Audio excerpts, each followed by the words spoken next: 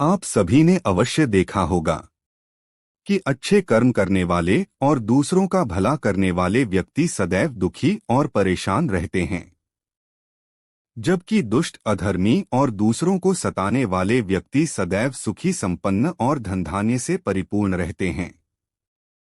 यह देखकर आपके मन में यह विचार अवश्य आता होगा कि अच्छे लोगों के साथ ही हमेशा बुरा क्यों होता है। परंतु अधिकतर लोग इसके पीछे के रहस्य को नहीं जानते हैं। इसका सबसे बड़ा और मुख्य कारण यह है कि लोग धर्म ग्रंथों का अध्ययन नहीं करते हैं और इन ग्रंथों में लिखी गई बातों पर भरोसा नहीं करते हैं। तो आइए इस वीडियो के माध्यम से जानते हैं कि अच्छे लोगों के साथ ही बुरा क्यों होता है तथा बुरे और दुष्ट लोग सदैव आनंदमय क्यों दिखाई देते हैं। प्रिय दर्शकों, हमारे हिंदू धार्मिक ग्रंथ भगवद गीता के अनुसार अर्जुन ने भगवान श्री कृष्ण से पूछा कि हे केशव, कृपा करके मुझे यह बताएं कि अच्छे मनुष्यों के साथ हमेशा ही बुरा क्यों होता है, जबकि बुरे लोग सदैव खुशहाल रहते हैं। अर्जुन की मुखवाणी को सुनकर श्री कृष्ण बोले, हे पार्थ, तुम्हारे कथन के अनुसार मनुष्य जैसा देखता है और आभास करता है, वास्तव में वैसा कुछ भी नहीं होता है, बल्कि अज्ञानतावश मनुष्य वास्तविकता को समझ नहीं पाता है। श्री कृष्ण की बात सुनकर अर्जुन हैरानी से बोले कि हे केशव, आप जो कहना चाहते हैं वह मेरी समझ से परे है। कृपया स्पष्टता पूर्वक वर्णन करें। तब श्री कृष्ण बोले, हे पार्थ, अब मैं तुम्हें एक कथा सुनाता हूँ, जिसे सुनकर तुम जान जाओगे कि हर मनुष्य को उसके कर्म के अनुरूप ही फल प्राप्त होता है, कर्म के विपरीत कुछ भी नहीं। अर्थात जो बुरा कर्म करता है उसे बुरा तथा अच्छा कर्म करने वाले को अच्छा फल प्राप्त होता है, क्योंकि अच्छा अथवा बुरा कर्म मनुष्य द्वारा स्वयं ही निर्धारित किया जाता है। प्रकृति सभी मनुष्यों को समान अवसर प्रदान करती है, परंतु अच्छा कर्म करना है या बुरा कर्म करना है, यह सब व्यक्ति विशेष की इच्छा पर निर्भर करता है। श्री कृष्ण द्वारा अर्जुन को सुनाई गई कथा के अनुसार एक नगर में दो व्यक्ति रहते थे। इन दोनों व्यक्तियों में से एक बहुत बड़ा व्यापारी था, जो अपने जीवन में दान, धर्म, पूजा पाठ और सत्कर्म को बहुत अधिक महत्व देता था। समय कैसा भी हो, परंतु वह रोजाना भगवान के दर्शन के लिए मंदिर जाना नहीं भूलता था। वह भगवान की भक्ति में बहुत अधिक विश्वास करता था, जबकि उसी नगर का दूसरा व्यक्ति पहले व्यक्ति के बिल्कुल विपरीत आचरण करता था। वह दूसरा व्यक्ति भी मंदिर तो जाया करता था, परंतु भगवान के दर्शन हेतु नहीं, बल्कि मंदिर का धन, जूते, चप्पल आदि चोरी करने के उद्देश्य से वह मंदिर जाता था। उस व्यक्ति को दान, धर्म, न्याय, नीति, पाप, पुण्य से कुछ भी लेना देना नहीं था। उसे मतलब था तो सिर्फ इतना कि मंदिर जाकर चोरी करना। इसी प्रकार से समय बीतता गया। एक दिन उस नगर में जोरदार बारिश हो रही थी, जिसके कारण मंदिर में पुजारी के अतिरिक्त कोई भी अन्य व्यक्ति उपस्थित नहीं था।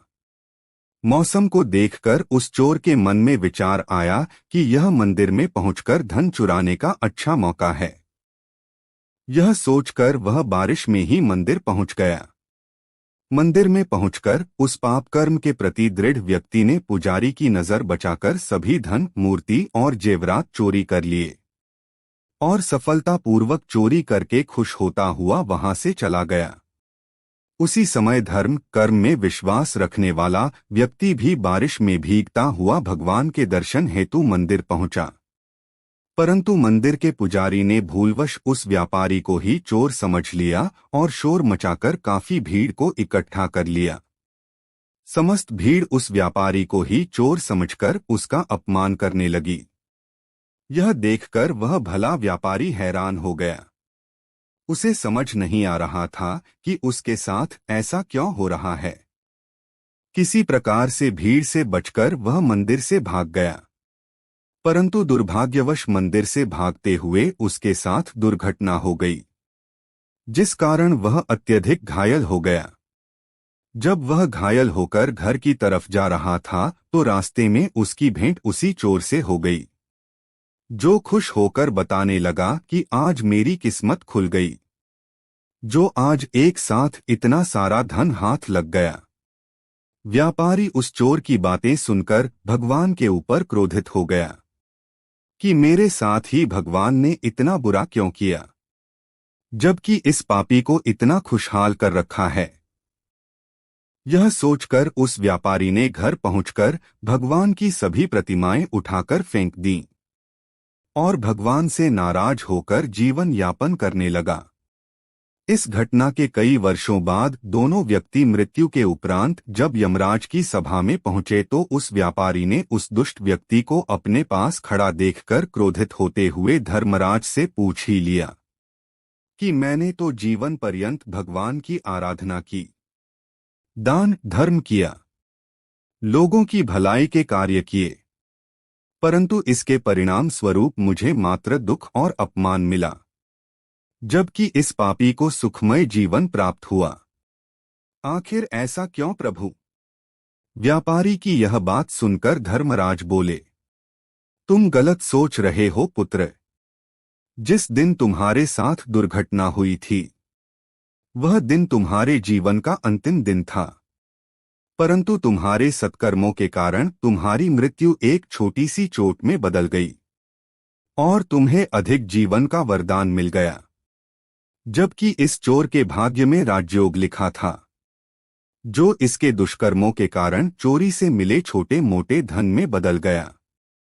इतनी कथा सुनाने के बाद भगवान कृष्ण बोले, हे पार्थ, अब शायद तुम्हारे प्रश्न का उत्तर मिल गया होगा। ऐसा सोचना कि भगवान किसी व्यक्ति के अच्छे कर्मों को नजरअंदाज कर रहे हैं, यह बिल्कुल सत्य नहीं है।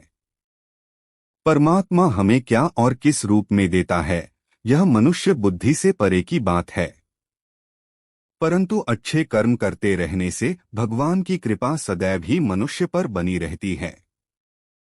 इस कथा से हमें यह शिक्षा मिलती है कि मनुष्य को कभी भी सत्कर्म नहीं छोड़ना चाहिए, क्योंकि भगवान सब कुछ देखते हैं। प्रिय दर्शकों, यह थी हमारी आज की प्रस्तुति। यदि आपको यह प्रस्तुति अच्छी लगी हो तो कृपया हमारे चैनल को सब्सक्राइब करके हमारा सहयोग अवश्य करें। बहुत बहुत धन्यवाद।